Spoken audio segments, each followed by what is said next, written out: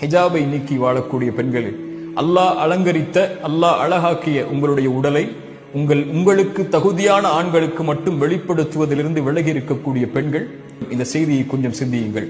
அப்துல்லா இப்னு Abbas ரலியல்லாஹு அன்ஹு அவர்கள் சொன்னார்கள், தன் தோழரை பார்த்து, சொர்க்கத்தின் பெண்ணை உனக்கு அறிவிக்கவா என்று. அவர்கள் ஒரு பெண் கடந்து சென்றார்கள். சொன்னார்கள், இந்த பெண் அல்லாஹ்வுடைய தூதருடைய சபையில் ஒரு முறை வந்தார்கள். வந்து சொன்னார்கள், யா ரசூலல்லாஹ், எனக்கு நோய் வலிப்பு இருக்கிறது. நோய் வலிப்பு ஏற்பட்டால் என் ஆடைகள் விலகிக் கொள்கிறது மக்களுக்கு முன்னால். எனக்காக அல்லாஹ்விடத்திலே துஆ செய்யுங்கள். அல்லாஹ்வுடைய தூதர் சொன்னார்கள், பெண்ணே, இதற்காக அல்லாஹ்விடத்திலே துஆ செய்கிறேன். அல்லாஹ் அந்த நோயை நீக்கி விடுவான். ஆனால் பொறுமையை கடைபிடித்தால் அல்லாஹ் உனக்கு சொர்க்கத்தை கொடுப்பான், தேர்ந்தெடு. அந்த பெண் சொன்னார்கள், யா ரசூலுல்லாஹ், நான் பொறுமை காக்கிறேன், சொர்க்கம் எனக்கு கிடைக்கட்டும்.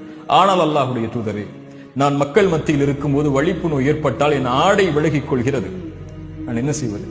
அதனால் மக்கள் என்னுடைய அங்கங்களை பார்க்கக்கூடிய சூழல் ஏற்படுகிறது.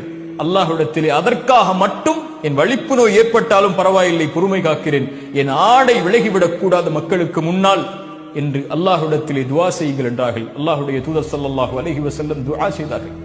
சுப்ஹானல்லாஹ், அல்லாஹ்வுடைய தூதர் அந்த பெண்ணை சொர்க்கத்தின் பெண் என்று நபித்தோழர்களுக்கு அறிமுகப்படுத்தினார்கள். அல்லாஹு அக்பர்.